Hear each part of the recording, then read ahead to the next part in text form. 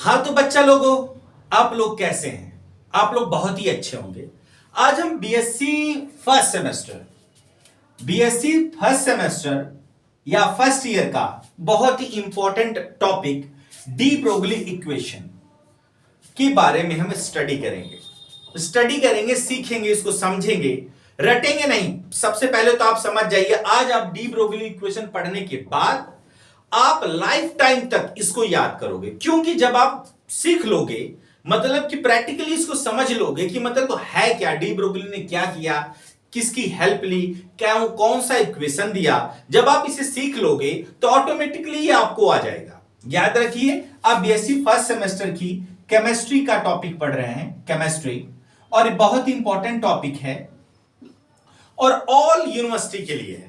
अब चाहे HNB university हो, आपकी बीएचयू यूनिवर्सिटी हो, आपकी इलाहाबाद यूनिवर्सिटी हो, अब कोई भी यूनिवर्सिटी हो, अल्लाह मलाई यूनिवर्सिटी हो, आपका जो है आपका जेएनयू हो, आपका जो है डीयू यूनिवर्सिटी हो, कोई भी यूनिवर्सिटी हो, रोहिलखंड यूनिवर्सिटी हो, पटना यूनिवर्सिटी हो, कोई भी हो, तो सभी के लिए जो है कि ये इंपॉर्टेंट टॉपिक है आपका डी ब्रोगली इक्वेशन। और ये पेपर में आता है सभी यूनिवर्सिटी में, जो है मोस्ट वांटेड, या तो इससे न्यूमेरिकल आता है, या तो ये इक्वेशन ही आती है, या तो इसके स्टेटमेंट आते हैं। ठीक है, 5 मार्क्स में आता है। तो आज हम इसे सीखेंगे।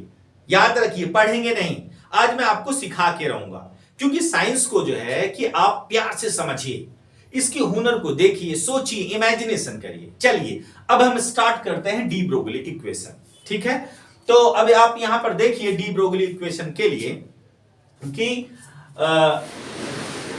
देखिए कि सबसे पहले डी ब्रोगली स्टेटमेंट की हम भूमिका को करेंगे कि आखिर ये स्टार्ट कैसे हुआ। ठीक है, किसकी मदद ली इसने, क्या कोशिश किया। तो चलिए मैं हेडिंग डाल देते हैं कि डी ब्रोगली इक्वेशन।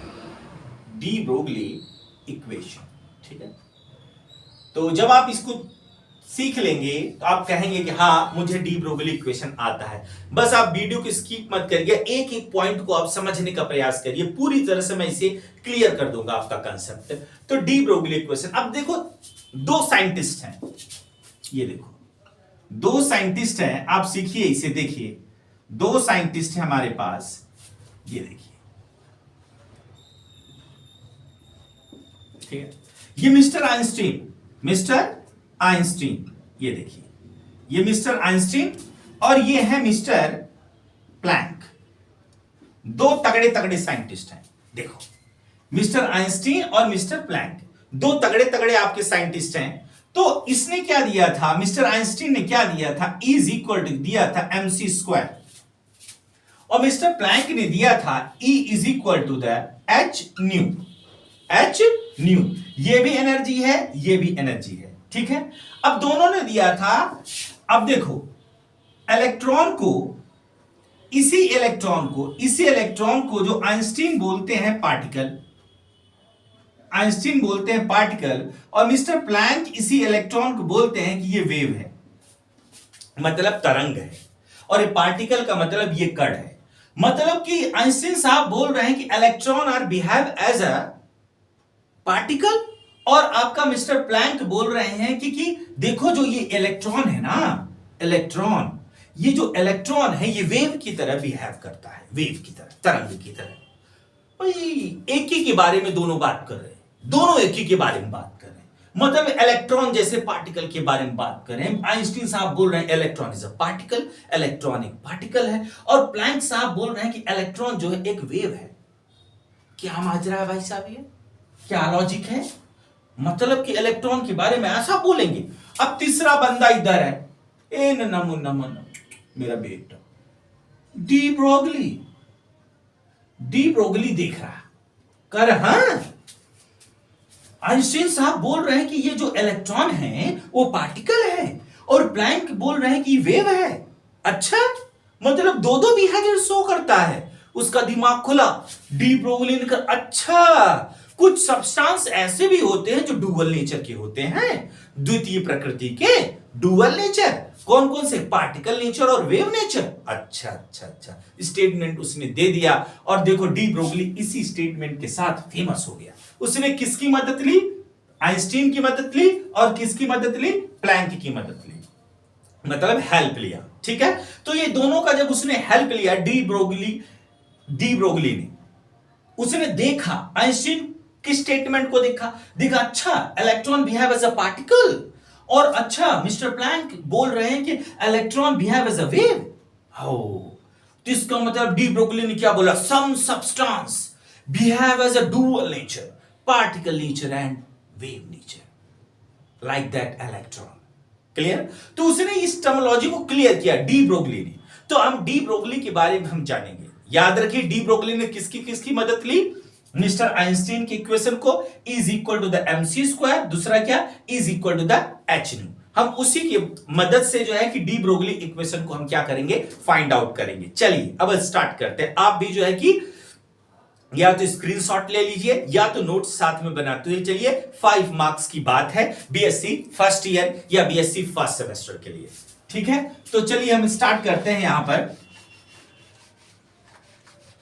देखिए डी ब्रोगली इक्वेशन के बारे में। अब जो डी ब्रोगली का इक्वेशन का क्या लिखेंगे आप देखिए, some substance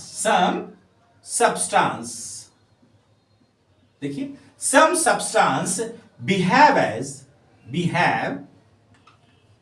as dual nature, behave as a dual nature,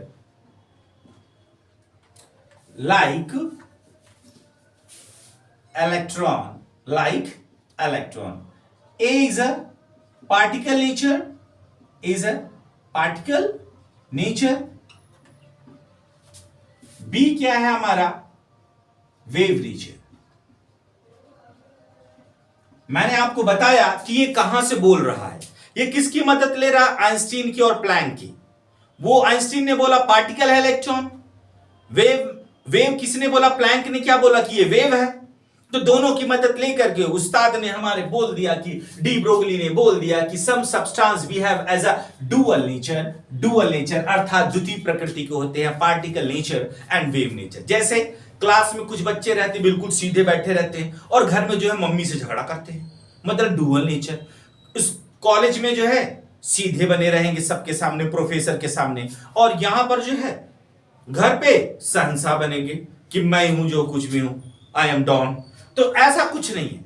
clear? Dual nature का हर व्यक्ति, हर कैंडिडेट डुअल नेचर का होता है, डुअलिटी हर व्यक्ति के अंदर रहती है। तो आप इस चीज को समझो, some substance behave as a dual nature, particle nature and wave nature. Clear? तो अब देखो अकॉर्डिंग टू द आइंस्टीन, देखो कि अकॉर्डिंग टू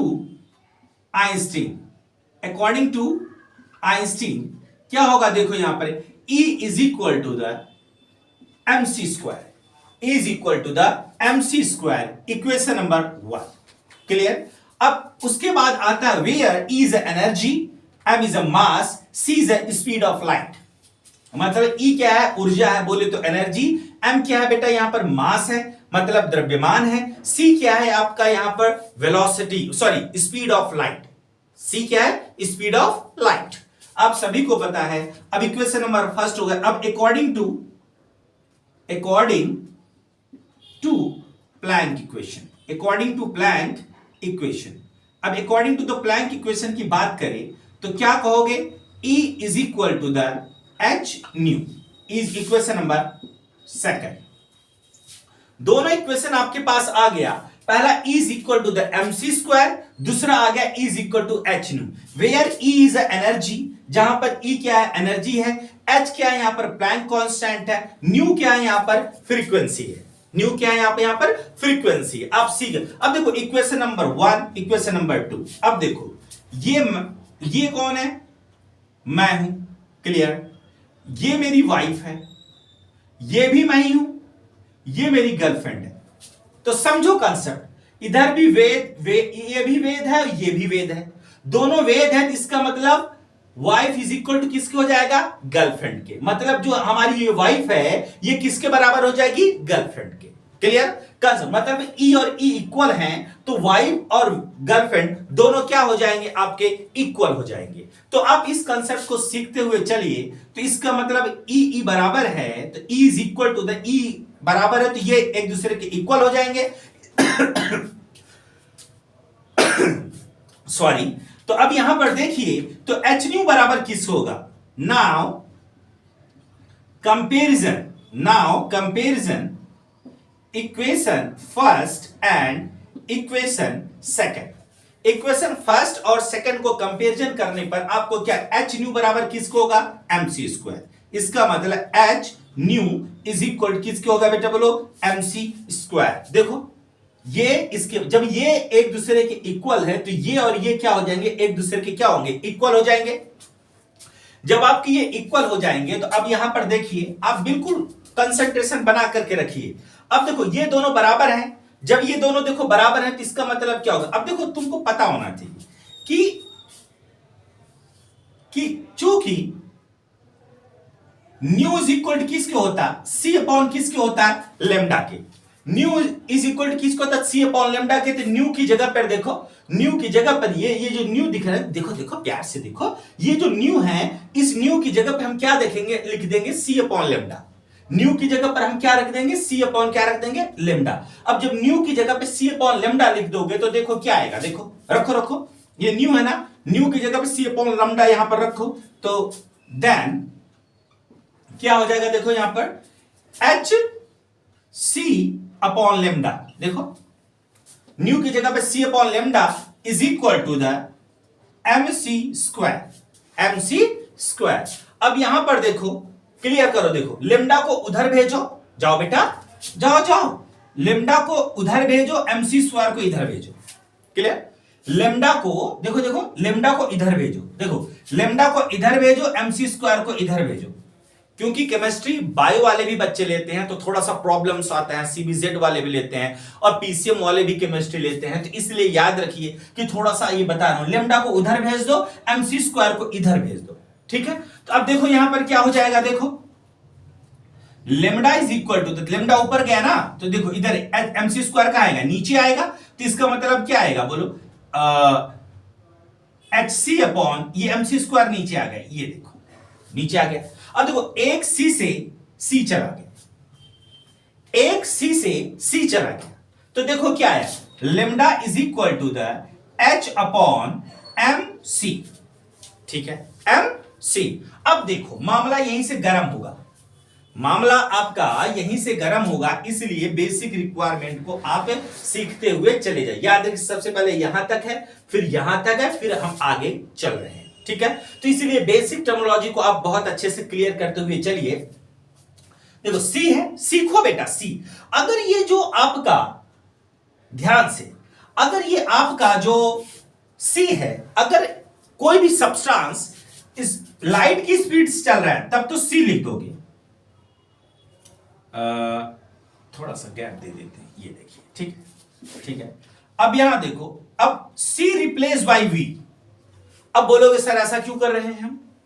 क्वेश्चन है बेटा कि ऐसा हम कर क्यों रहे हैं। देखो सी है, सी क्या है? स्पीड ऑफ लाइट है, मतलब प्रकाश की चाल है। वी क्या है यहां पर? वेलोसिटी। अगर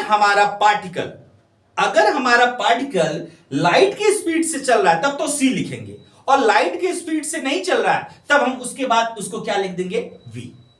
उसके बाद क्या लिख देंगे? वी। इसका मतलब सी की जगह पे क्या लिख देंगे? वी। देखो सी की जगह पे क्या लिखेंगे? वी। लेकिन क्यों लिखेंगे ये जानना जरूरी। इसलिए लिखेंगे बेटा क्योंकि अगर लाइट की स्पीड से चल रहा है पार्टिकल, लाइट की स्पीड से चल रहा है हमारा सब्सटेंस, तब तो सी लिखा। अगर लाइट की स्पीड से नहीं चल रहा है, दूसरे स्पीड से चल रहा है, तो आप क्या लिख देंगे? वहां पर वी लिख देंगे। क्लियर?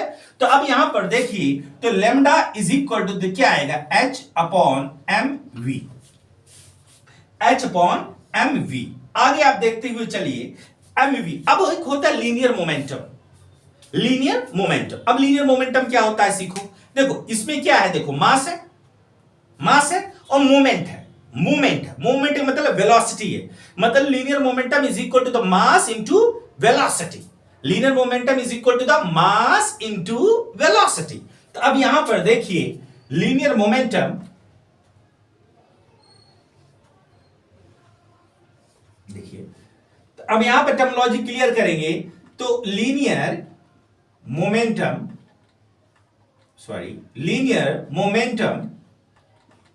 P इज इक्वल क्या होता है, m इंटू वी के होता है। देखो मास इंटू वेलोसिटी को, इसका मतलब mv की जगह पर हम क्या लिख सकते हैं, p लिख सकते हैं। mv की जगह पर हम क्या रख सकते हैं, mv की जगह पर क्या रख सकते हैं, p लिख सकते हैं। Then lambda is equal to किसके होगा, h upon mv is equal to the h upon p। तो यही जो इक्वेशन है, इसी इक्वेशन को हम बोलते हैं डी ब्रोगली इक्वेशन। क्या बोलते हैं इसको, D Broglie equation. Above equation is called D Broglie equation. अब याद रखिए कि आपके सिलेबस को कंप्लीट किया जाएगा, चाहे वो बीएससी फर्स्ट सेमेस्टर हो या बीएससी सेकंड सेमेस्टर हो या थर्ड सेमेस्टर हो, फोर्थ सेमेस्टर हो। क्लियर, रेगुलर आपको वीडियो मिलती रहेगी, इसलिए आप चैनल को सब्सक्राइब कर ले और इंपॉर्टेंट लोगों तक पहुंचा दे। क्लियर, क्योंकि जितने लोगों तक ये पहुंचेगा उनके लिए भी फायदेमंद होगा और आपके लिए भी होगा। क्लियर, तो इसलिए याद रखिए, हम नेक्स्ट वीडियो में मिलते हैं। इसके पहले जो है कि धन्यवाद आप लोगों को। जय हिंद, जय भारत।